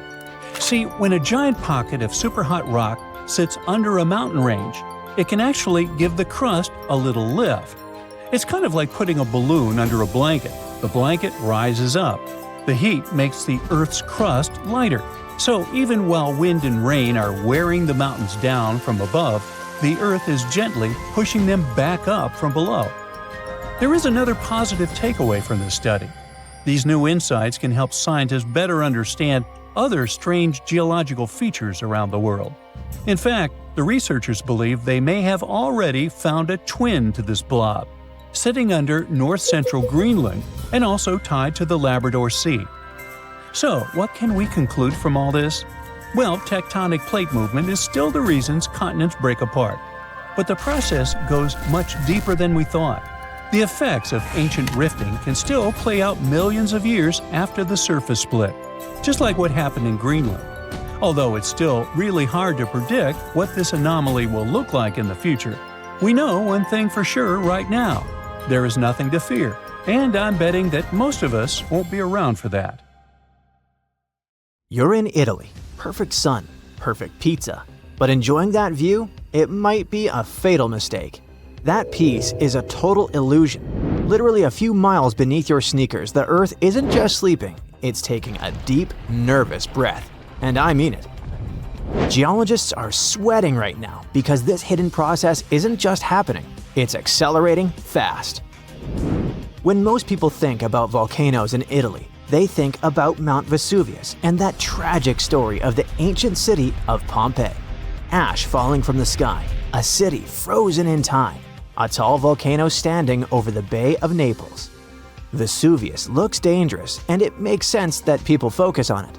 But Vesuvius is not the biggest threat in the area. The real danger is harder to see. Just west of Naples is an area called Campi Flegrei. The name means burning fields. If you visit, it doesn't look like a volcano at all. There's no mountain, no cone, no rivers of lava. Instead, you see towns, ports, roads, and neighborhoods. People live their everyday lives there. That's because Campi Flegrei is not a normal volcano. It's a supervolcano. Forget the classic pointy mountain. Regular volcanoes build up, but supervolcanoes blow down. They leave behind a massive bowl-shaped depression called a caldera. Campi Flegrei is so vast you could stand right in the center and never realize you're on top of a volcano. In fact, a huge chunk of Naples is built right inside it. Can you picture this? Homes, schools, and highways sit on ground that is still active? It's like a giant chest taking a breath, rising and falling. Scientists call this bradyseismism. Entire neighborhoods have shifted up or down by feet over the centuries. But how? That rhythm is changing fast. Around 2022, scientists started paying much closer attention to the area. Seismic activity was increasing, and new tools made it possible to look at the data in better ways. Researchers gathered records of more than 54,000 earthquakes. Most of them were small. Many were too weak for people to even feel. When all of that data was put on a map, it looked like chaos. Thousands of tiny dots spread everywhere, with no clear pattern. To the human eye, it was just noise. Too much information to make sense of. So scientists turned to machine learning. Instead of looking at each quake one by one, AI models were used to scan the entire dataset at once. The goal wasn't to predict an eruption, it was to see how stress was moving underground. That's when something new showed up. Hidden inside all that messy data was a large circular fault system, a ring-shaped crack in the Earth's crust that outlined the edge of the caldera. It had always been there, but it was buried in the noise. Once the AI pulled it out, it changed how scientists understood the whole system. This kind of ring fault matters a lot. It acts like a pathway. Pressure from deep underground, magma, hot water, and volcanic gases can move along it more easily than through solid rock. Instead of pressure spreading out evenly, it gets focused along this ring. That alone would be concerning, but the story doesn't stop there. The new study uncovered something scary under Pozzuoli. The city is sitting on a crossroads of deep cracks in the earth, including the newly discovered ring fault. Scientists used to think this area was low risk, but the new numbers tell a different story. Pozzuoli sits on the weakest spot of the whole system. Since the rock is already so broken up underground, the pressure has an easy way out. That means when the magma chamber breathes, this city takes the hardest hit. Residents aren't just neighbors to the volcano, they're sitting right on top of the exhaust pipe. Based on this new data, scientists are saying that magnitude 5 earthquakes are not just possible, they're likely. To many people, that number doesn't sound all that scary. We see headlines about magnitude 7s and 8s in the Pacific all the time. But Campi Flegrei plays a completely different set of rules. The danger here isn't just the size of the quake, it's the location. In places like Tokyo, quakes are usually deep, so by the time the waves reach you, they feel like a rolling motion. But here, earthquakes are incredibly shallow, sometimes starting just a few thousand feet below the pavement. That makes a huge difference, because the explosion is happening right under your feet. The ground doesn't roll, it jolts hard. It's a violent vertical kick that amplifies the damage. Even a small quake here hits with the intensity of a truck crash. And that kind of force is bad news, also because of the buildings. Many structures in this area are old, historic treasures, sure, but dangerous. They were built centuries before modern seismic safety codes were even a concept. We're talking about things that were never designed to move. Thick stone walls, aging water pipes, and rusted gas lines. None of this handles shaking very well. Modern steel bends. These old stones just crack. All of this destruction is driven by a phenomenon called bradyseism. Think of it as a massive hydraulic system operating deep underground. Miles below the surface, a volatile mix of magma, superheated fluids, and volcanic gases are constantly trapped. Over time, that cocktail builds up immense pressure. As the pressure grows, it pushes against the crust, literally lifting the ground and the entire city upward. When the gas escapes or the pressure drops, the ground sinks back down. It's a slow, relentless cycle of rising and falling. And this isn't just a scientific theory. We have clear physical proof. In Pozzuoli, there's an ancient Roman building called the Temple of Serapis. Its stone columns are marked with holes made by sea creatures that only live underwater. Those holes show that the building once sank below sea level and stayed there for a long time. Later, it rose back up again.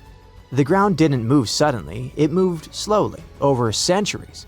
The earth here has always been unstable, slowly breathing in and out.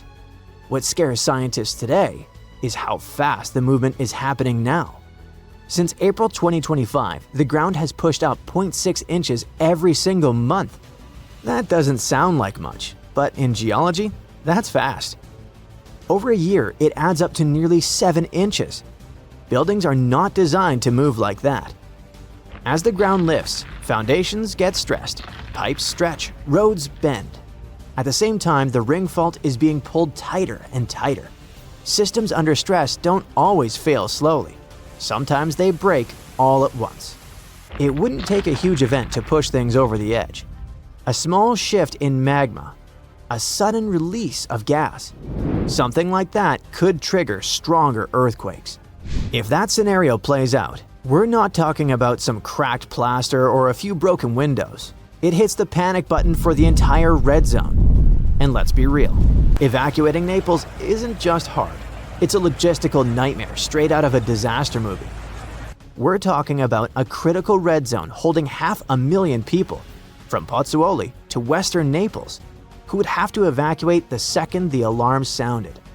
And right next door is the yellow zone, where another 800,000 residents are sitting directly in the path of choking volcanic ash. These are narrow, winding, ancient streets built for donkeys and carts, not for 500,000 panic-stricken people trying to leave at the same time. It's a recipe for absolute gridlock. We're talking bumper-to-bumper traffic where nobody moves an inch. Then there's the money. The economic hit would be staggering. Overnight, one of the most vibrant places on Earth turns into a ghost town. No tourism, shops boarded up, businesses wiped out. The ripple effect wouldn't stop at the Italian border. It would hit the whole European economy. Now, sure, this isn't ancient Pompeii. We have satellites and smartphones. We aren't totally blind. So hey, apparently, there's absolutely no need to be worried, right? There's an old volcano in Bolivia called Uturuncu. It hasn't erupted in about 250,000 years, so you may think that's the end of its story. But recently, it has started to act a little strangely. At the moment, it resembles a zombie that's waking up from a long nap. Uh-oh, is that kind of apocalypse nearing? Uturuncu is a huge mountain in the Andes that's almost 20,000 feet tall. It's called a stratovolcano, which means it's big, steep, and cone-shaped. These kinds of volcanoes are made from layers of lava, ash, and rocks. They can have terrifying, powerful, explosive eruptions because their lava is thick and traps gas inside. Think of it like a shaken-up soda that's ready to burst. Famous ones like Mount Vesuvius are just like Uturuncu. And do you remember about the tragic fate of Pompeii? Completely destroyed during the eruption of Mount Vesuvius? Does something similar await Bolivia? Even though Uturuncu has been quiet for a long time, scientists have noticed that it's been letting out gas, rumbling with small earthquakes, and even making the ground around it bulge, kind of like it's stretching. So, people started wondering if it was getting ready to erupt again. Scientists decided to take a closer look at this situation and found out that liquid and gas moving around under the volcano is causing all this activity. It doesn't mean the volcano is definitely going to erupt, but it helps explain why it still seems alive. Let's dive into details. Since the 1990s, scientists have been using satellites and GPS to keep an eye on the ground around the Uturuncu volcano. At one point, they noticed something weird. The ground was rising in the middle and sinking around the edges, kind of like a sombrero hat. The middle part has been slowly going up for at least 50 years, by about 0.4 inches a year. It doesn't sound like a lot, but hold on.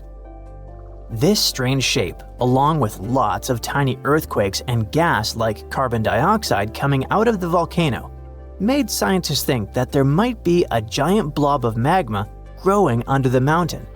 If that were true, it could mean only one scary thing. The volcano could be getting ready to erupt. Uturuncu sits on top of a huge underground pool of magma called the Altiplano Puna magma body. This pool is really big and really deep, stretching under parts of Bolivia, Chile, and Argentina.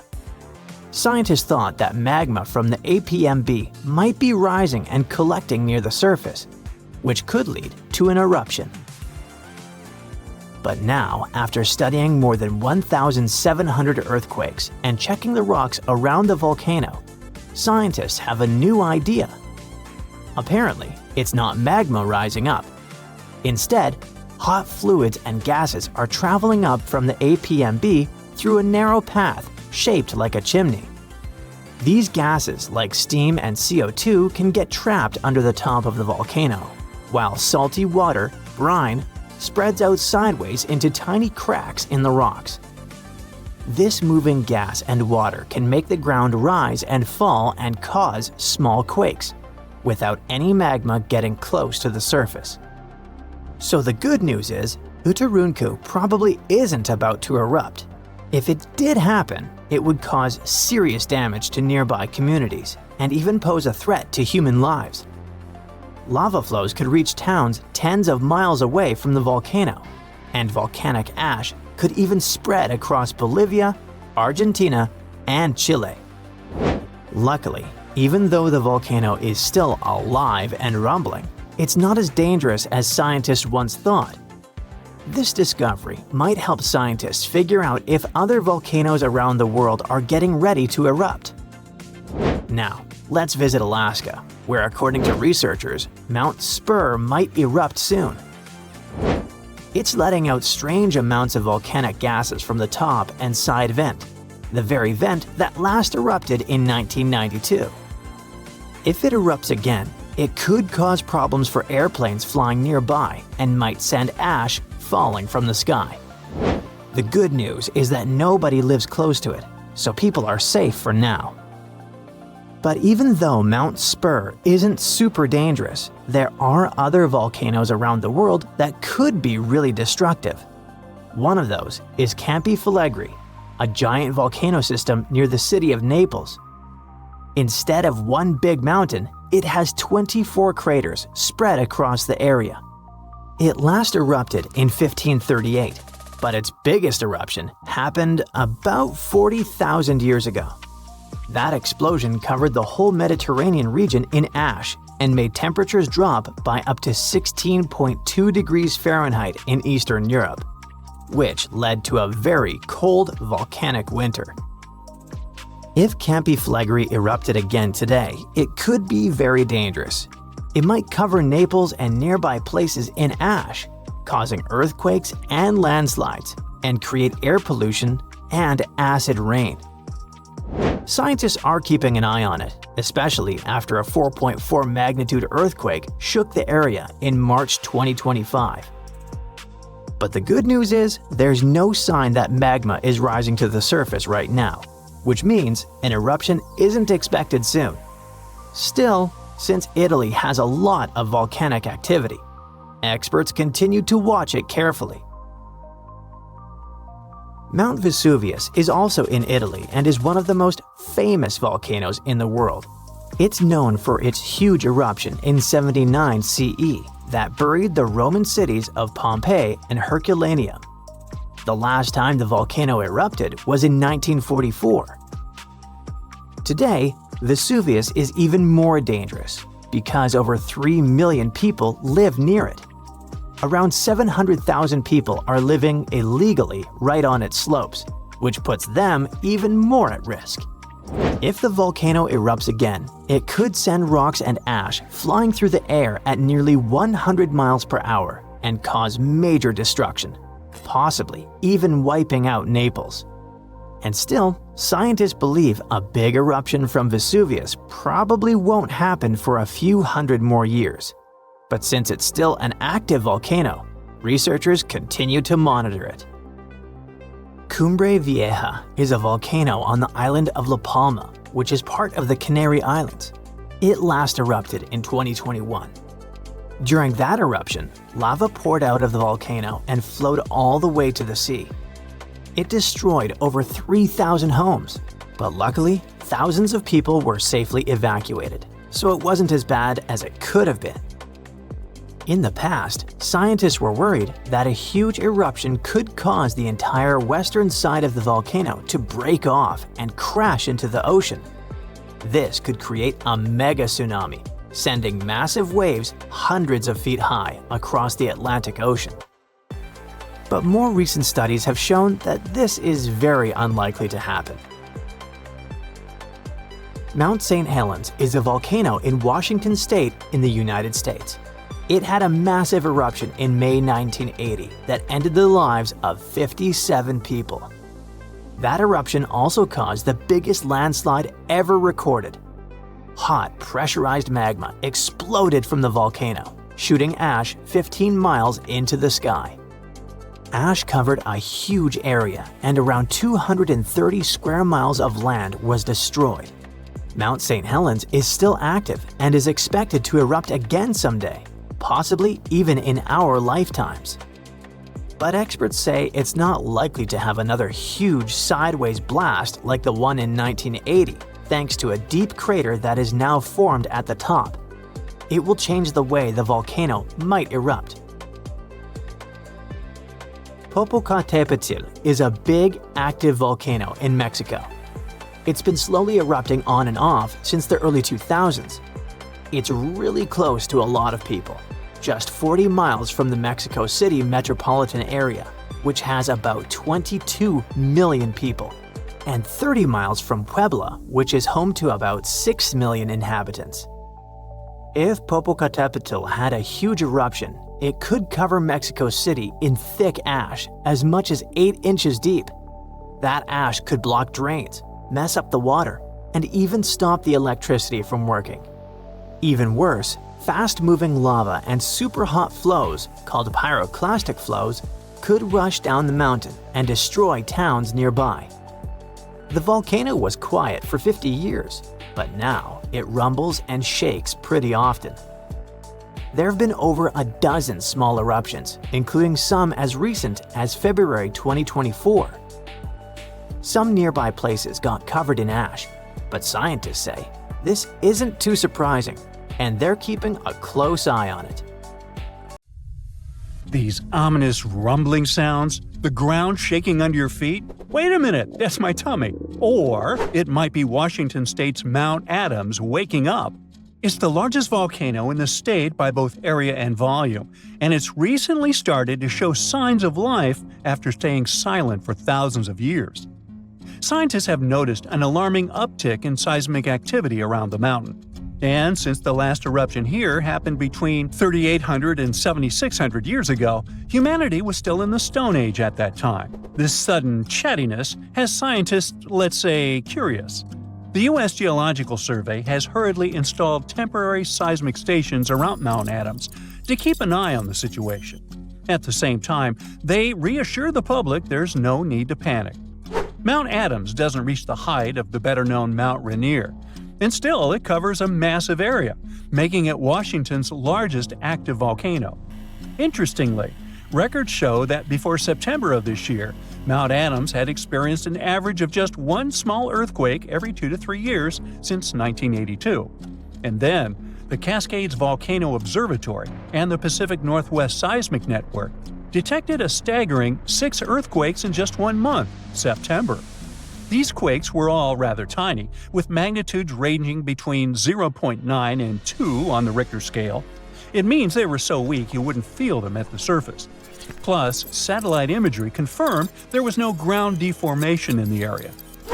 Now, at the moment, the USGS keeps Mount Adams' alert level at green or normal, so we shouldn't worry about the ground opening and swallowing towns and cities. But the most recent seismic blips have encouraged the agency to install additional equipment for more precise monitoring. Such an expanded network will help scientists notice even the smallest earthquakes, which will help them understand what's happening under Mount Adams.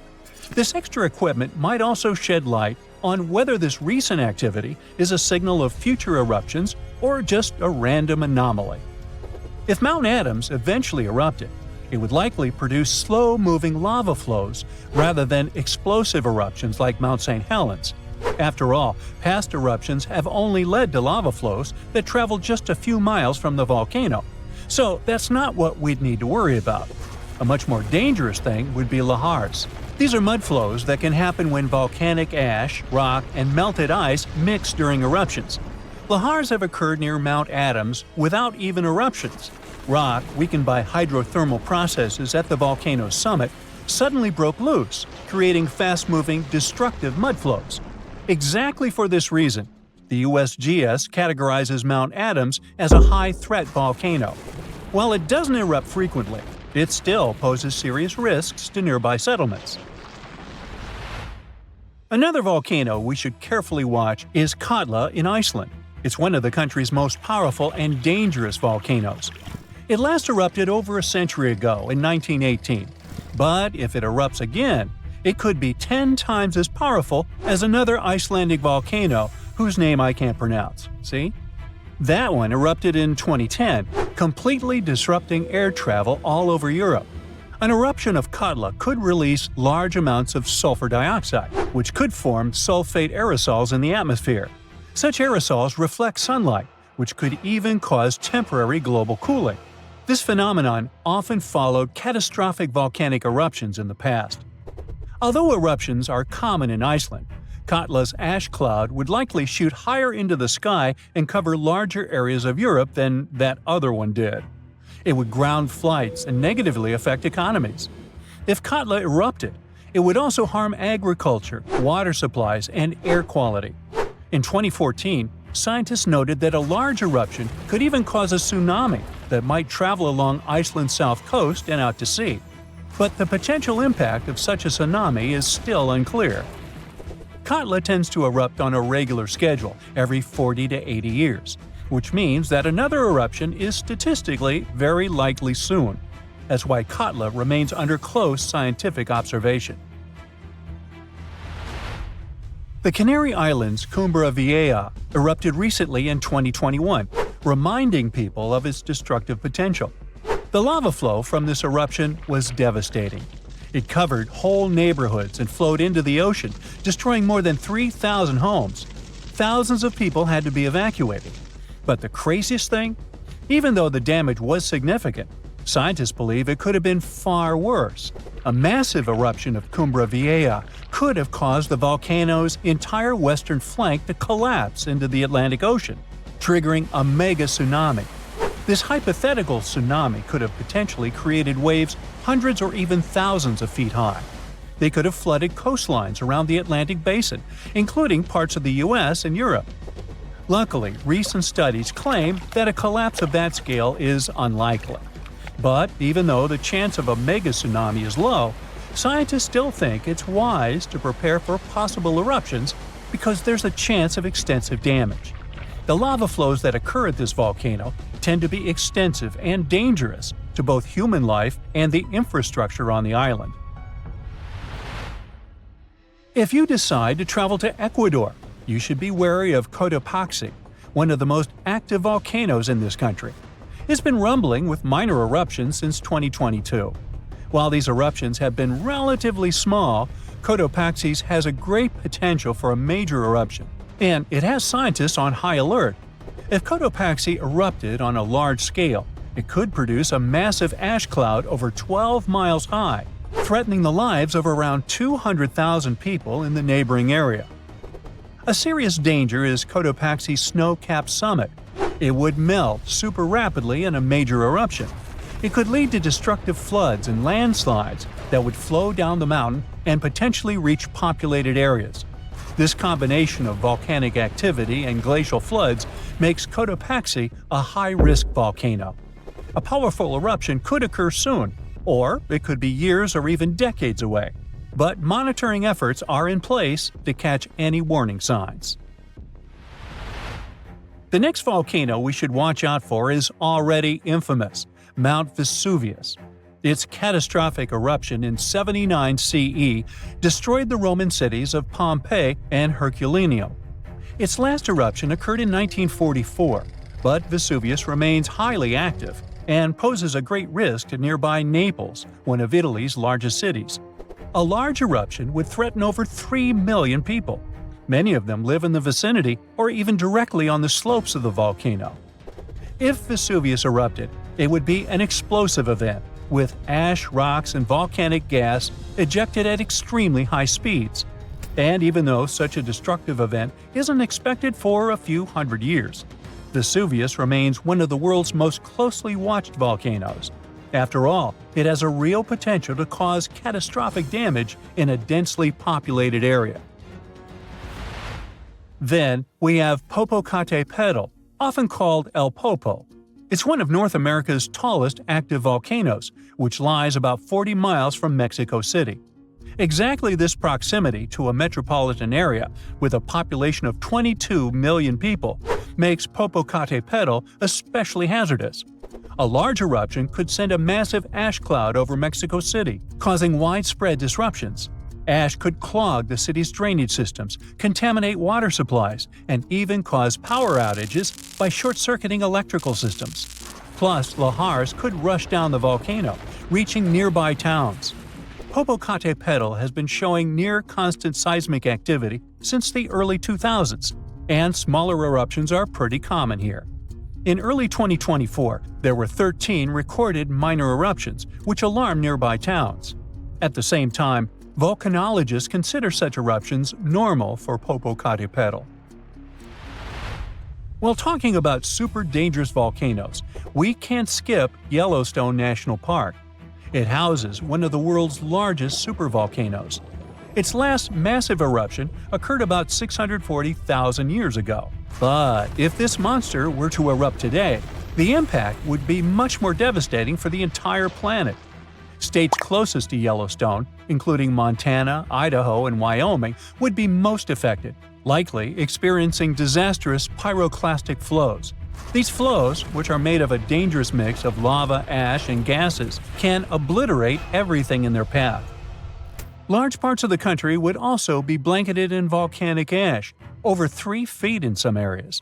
On a global scale, an eruption at Yellowstone would send tons of ash and gases into the stratosphere, potentially blocking sunlight and causing global temperatures to drop for a few years. This would disrupt agriculture, collapse transportation systems, and create food shortages on a massive scale. Still, even though there's a popular myth that Yellowstone is overdue for an eruption, geologists clarify that this isn't true. Volcanoes don't follow precise timetables, and the activity at Yellowstone doesn't indicate an imminent eruption. So yeah, that's good news. It happened in Iceland on Friday, March 19, 2021 at 8:45 p.m. About 20 miles southwest of the capital. Molten rock suddenly burst through the surface from below. Bright lava fountains then lit up the night sky. A volcano in this valley finally woke up after almost 800 years of sleeping soundly. We divide volcanoes into three categories: active, dormant, or extinct. Around 1,900 of them around the globe are considered active.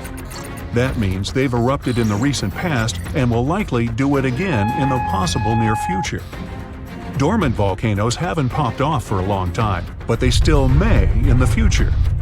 You could say they're sort of sleeping. As for extinct ones, those guys haven't done anything in more than 1 million years. The eruption in Iceland wasn't super explosive, and this all happened 6 miles from the nearest town, so everyone was perfectly safe. Many even came to see it up close, while other brave visitors tried to fry eggs and bacon on the lava. Just be careful not to burn your breakfast black. Lava can be over 2,000 degrees Fahrenheit. It burns everything in its path. Yet it also produces some of the most fertile land for agriculture.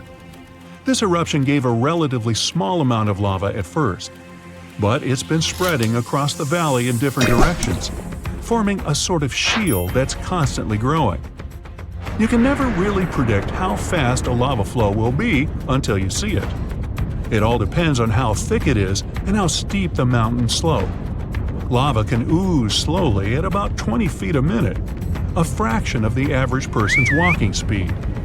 Or it can flow as fast as 30 miles per hour, which even the fastest person on Earth can't outrun. But the lava isn't even the most dangerous thing about volcanoes. That would be the toxic gases spewing from the eruption. And those spread faster and further than the lava flow. Luckily, in Iceland's case, the wind has been blowing these gases away from residential areas. Scientists weren't surprised this volcano erupted. They knew it was coming. Increasingly stronger earthquakes had been shaking this area for the past 15 months. There were 50,000 earthquakes within just the 3 weeks leading up to the eruption. That's 100 per hour. The volcano has been active since March, and geologists say this could last for weeks, months, years, or even decades of constant eruptions in the area. Mount Shasta is in the top 5 most dangerous volcanoes in the U.S., so geologists are keeping a close eye on it.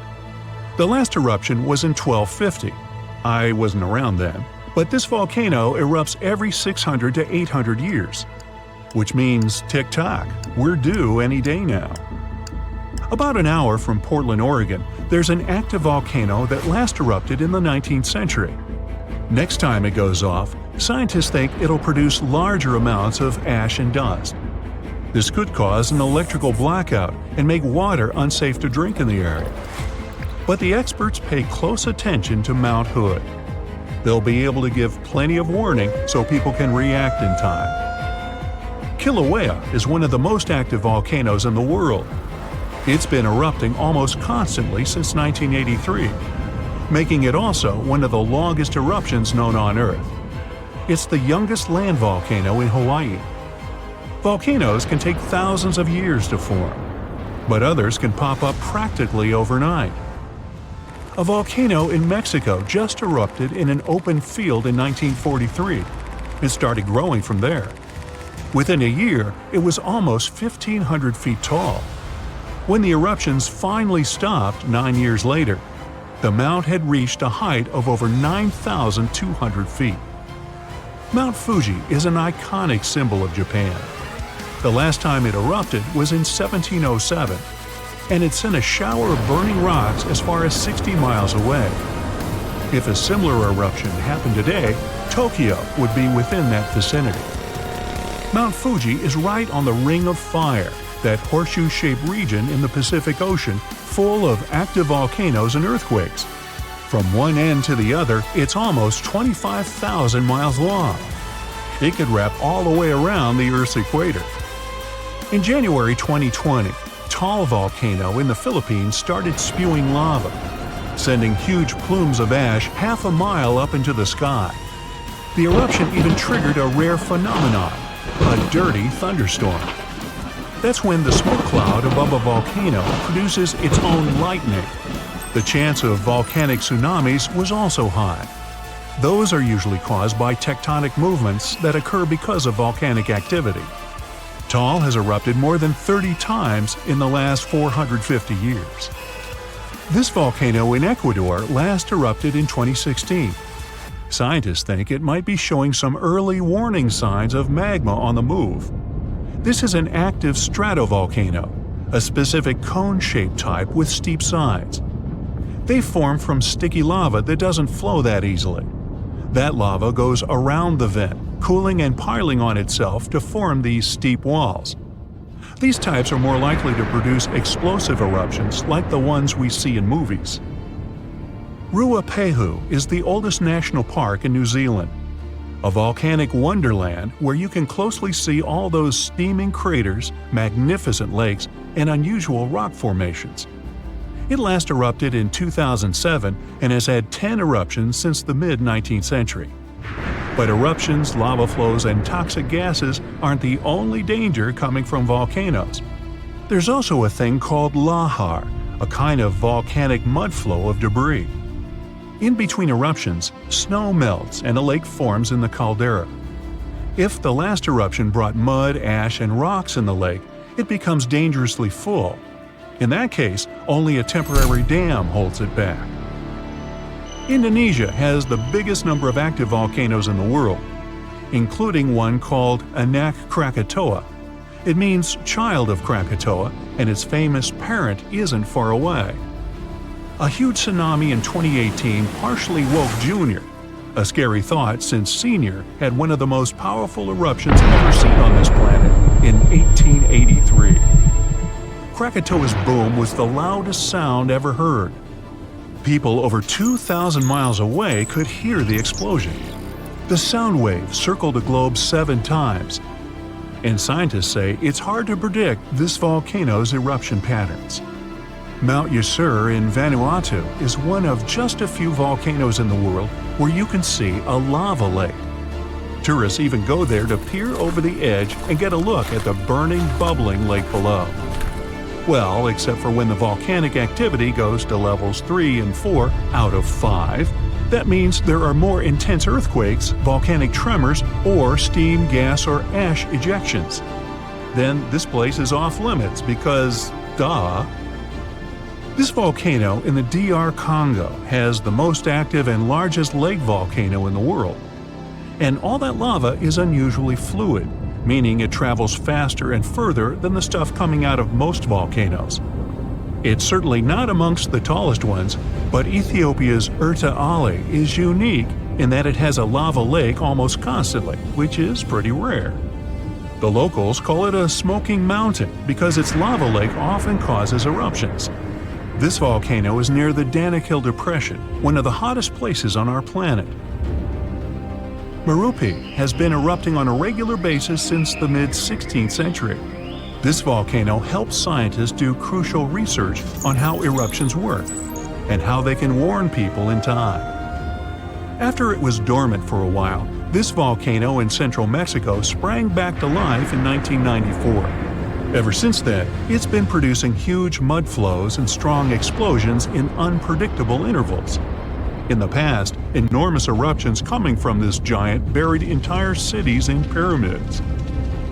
Imagine staying in a hotel and waking up to the magnificent view of a massive volcano covered in glowing rivers of lava and clouds of ash. When it lets off heat, visitors to this area in Guatemala take a chance to roast some marshmallows there. One of the most active volcanoes on Earth is on a small island north of Sicily. Stromboli has regular explosions, together with glowing lava coming from vents inside the crater. Not too far away is Etna, Europe's most active volcano and one of the biggest continental ones in the world. By the way, Earth definitely isn't the only planet with volcanoes. The largest one in our solar system is on Mars. It would cover the entire state of Arizona, and it rises nearly 3 times higher than Mount Everest. Ooh, don't look down.